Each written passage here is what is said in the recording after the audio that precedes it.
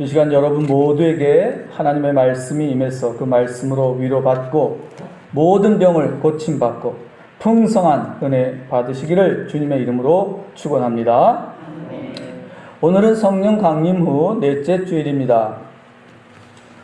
지난주에는 예수님께서 성령 받으신 후에 어떤 말씀을 선포하셨는지에 대해서 말씀을 전했습니다. 성령 받으신 후에 무슨 일을 하셨습니까? 여러 회당에 다니시면서 하나님의 말씀을 가르치셨습니다. 하나님 나라의 기쁜 소식을 전하셨습니다. 예수님은 자신이 자라나신 나사렛 동네에 있는 회당에 가셔서 하나님의 말씀을 가르치셨습니다. 오래전에 이사야 선지자가 말씀하신 기쁜 소식을 전하셨습니다. 주의 영이 내게 내리셨다. 주님께서 내게 기름을 부으셔서 가난한 사람에게 기쁜 소식을 전하게 하셨다. 주님께서 나를 보내셔서 포로된 사람들에게 해방을 선포하고 눈먼 사람들에게 눈뜸을 선포하고 억눌린 사람들을 풀어주고 주님의 은혜를 선포하게 하셨다. 성령을 받으면 어떤 일을 한다는 것입니까? 가난한 사람들, 포로된 사람들, 눈먼 사람들, 억눌린 사람들에게 기쁜 소식을 전하고 그들을 구원하는 일을 한다는 것입니다.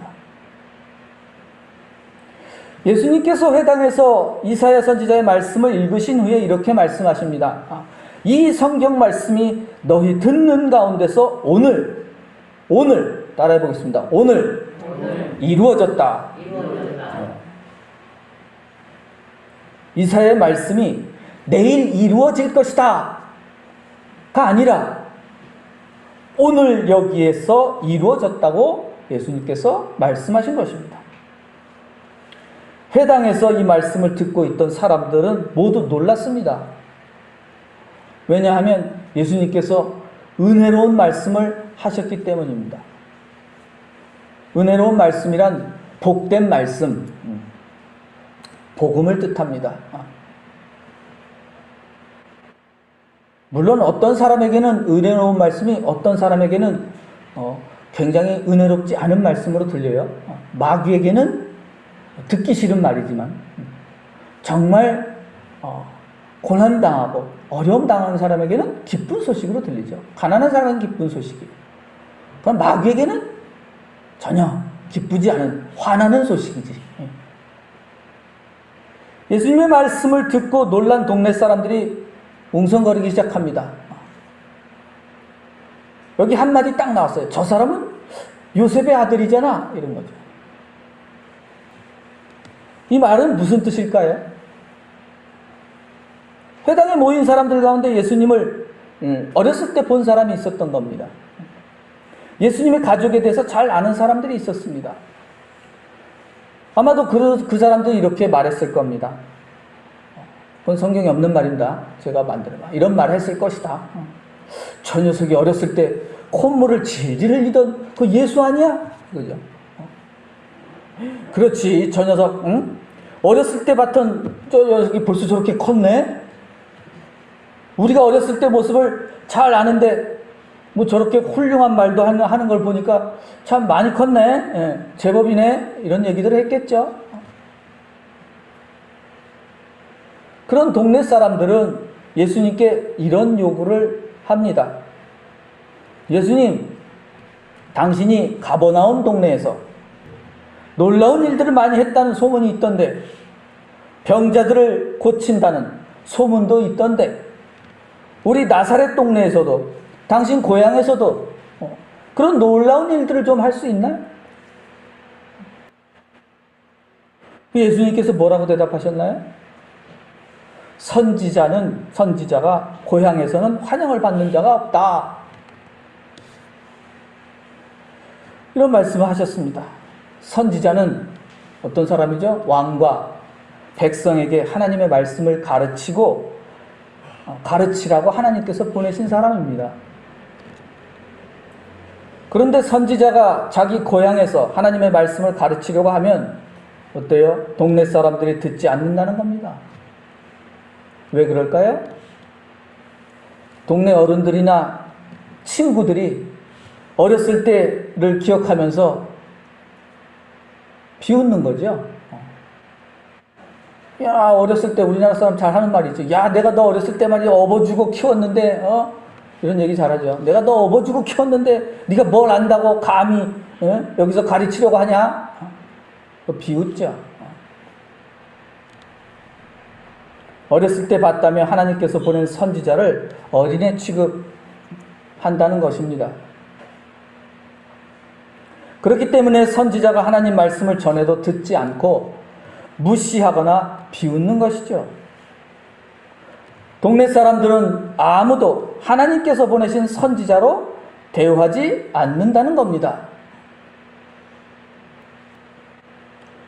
선지자가 하나님의 말씀을 가르치면서 이렇게 하라 저렇게 하라 이렇게 가르치면 뭐라고 하겠어요? 너나 잘해라 하면서 선지자의 말씀 무시하고 거부하는 겁니다.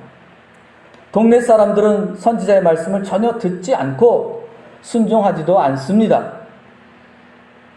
그래서 예수님께서는 선지자가 고향에서 환영을 받는 자가 없다고 말씀하신 것입니다. 그래서 고향 사람들에게 구약시대에 있었던 이야기를 해주십니다. 이스라엘에서 가장 유명한 선지자, 구약시대 가장 유명한 선지자가 엘리야입니다.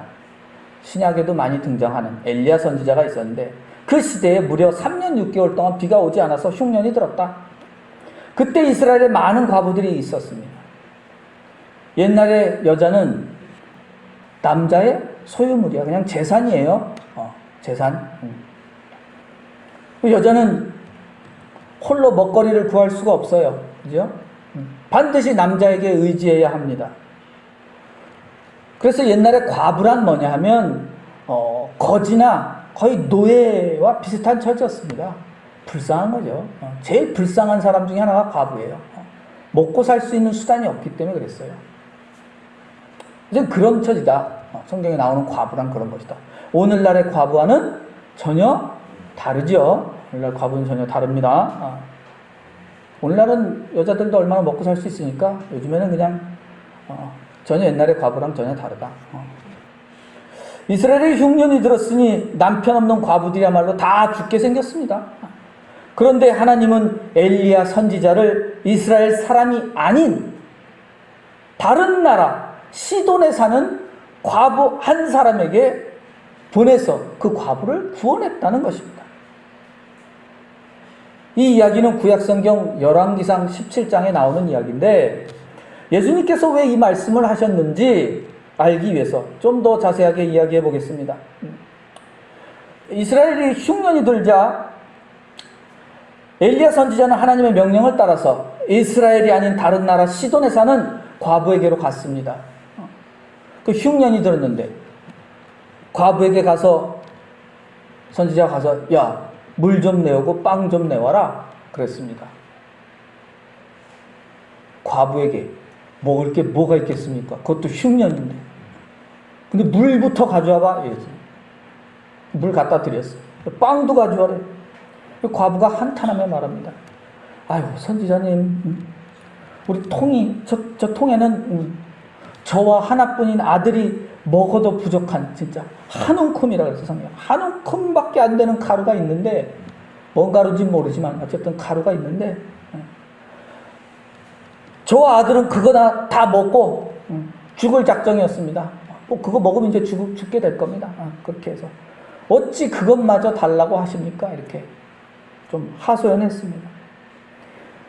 하지만 엘리야는 그 과부의 하소연을 듣고도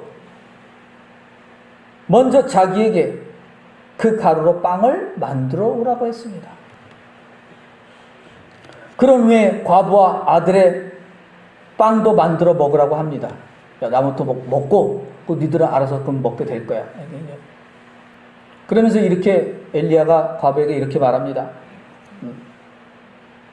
하나님께서 이 통에 가루가 떨어지지 않게 하실 것이며 그 병에 기름이 없어지지 않게 하실 것이다. 과부는 엘리야 말에 순종해서 엘리야 선지자의 말에 순종해서 엘리야 선지자에게 일단 빵을 만들어 드렸습니다. 그랬더니 엘리야 말씀이 이루어져서 엘리야 선지자뿐만 아니라 과부와 아들도 여러 날을 먹을 수 있다는 이야기입니다. 있었다. 그 후에도 그 통에 엘리야 선지자의 말처럼 그 통에 가루가 떨어지지 않았고 그 병에 기름이 없어지지 않아서 흉년에도 굶지 않고 살 수 있었다고 이야기합니다. 또 다른 이야기는 나병에 걸린 나아만 장군에 대한 것입니다. 나아만 장군은 이스라엘 사람이 아니라 수리아 사람이었습니다. 그런데 이스라엘에도 나병 환자가 많았다는데 성경에는 그 중에 한 사람도 고침받지 못했다 이럽니다. 이스라엘 사람들이 고침받지 못한 까닭이 뭐겠습니까? 하나님께서 보내신 선지자의 말씀을 듣지 않고 멸시했기 때문입니다. 그것은 곧 하나님을 모독하는 것이었죠. 이스라엘 선지자 엘리사는, 여기는 엘리야의 제자 엘리사입니다. 엘리사는 이 나아만 장군이 와서 좀 고쳐주십시오 하니까 너 가서 저 요단강에 가서 네 몸 7번만 넣었다 뺐다 해라. 그 나아만 장군이 처음에는 안 했어요. 뭔가 대단한 걸 얘기해 줄 줄 알았어. 그랬더니 그냥 별것도 아니고 뭐 가서 너 뭐 잘못하다 하라는 거예요. 자존심 상해죠. 그래서 장군인데 남의 나라 선지자한테 가서 아쉬워서 하긴 했지만 그래도 장군인데 처음에는 말을 안 들었어요. 그러다가 나중에 저는 한 종의 말을 듣고서 그 믿져야 본전이다. 그리고 가서 어쨌든 그 말에 순종함으로 가서 7번 다리 담궈서 나병을 고침 받았습니다. 시돈에 사는 과부와 이 수리아 사람 나아만의 이야기의 공통점이 뭐겠습니까? 두 사람은 모두 이스라엘 사람이 아닌 외국인이었습니다. 하나님의 백성이 아니었습니다. 하나님의 율법을 지키는 사람도 아니었습니다. 그럼에도 불구하고 두 사람 모두 하나님께서 보내신 선지자의 말씀에 순종했기 때문에 구원을 받은 것입니다. 엘리야 선지자와 엘리사 선지자는 시돈 사람도 아니고 수리아 사람도 아니었습니다. 그 나라들은 서로 사실 원수 사이였습니다. 그러나 과부와 나아만은 여호와 하나님께서 보내신 선지자의 말씀을 믿고 그 말씀에 순종하여 배불리 먹고 병 고침을 받은 것입니다.